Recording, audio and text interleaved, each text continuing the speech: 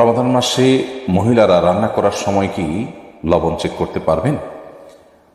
আমাদের মা বোনরা রমাদান মাসে রান্না করতে গিয়ে বা যে কোনো পুরুষও রান্না করতে গিয়ে যদি তরকারির লবণ চেক করতে হয়, স্বাদ চেক করতে হয়, তাহলে সেক্ষেত্রে সেটি তার জন্য জায়েজ হবে যদি এই চেকটা হয় জিহ্বা দিয়ে এবং চেক করে সাথে সাথে আবার থুতুর মাধ্যমে তিনি সেটাকে পরিষ্কার করে ফেলে দেন, অর্থাৎ গলদকরণ না গেলেন, তাহলে সেক্ষেত্রে সেটি জায়েজ হবে।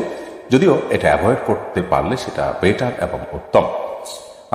যদি কারোর সন্দেহ হয় যে রান্নাটা ঠিক মতো হলো কি হলো না, মানুষ খেতে পারবে কি পারবে না, লবণ হলো কি হলো না, কম বা বেশি হলো কি না, তাহলে সেক্ষেত্রে তিনি পরখ করতে পারবেন। তবে জিহ্বার আগায় নিয়ে সেটাকে আবার খুব ভালোভাবে থুতুর সাথে ফেলে দেওয়ার চেষ্টা তাকে করতে হবে, তিনি ফেলে দিতে হবে। এর মাধ্যমে ইনশাআল্লাহ তাআলা এই চেক করাটা জায়েজ হবে। তবে যাদের মোটামুটি অনুমান হয়ে গেছে, আন্দাজ হয়ে গেছে, খুব একটা প্রয়োজন হয় না, তারা এটা অ্যাভয়েড করতে পারলে অবশ্যই বেটার এবং ভালো।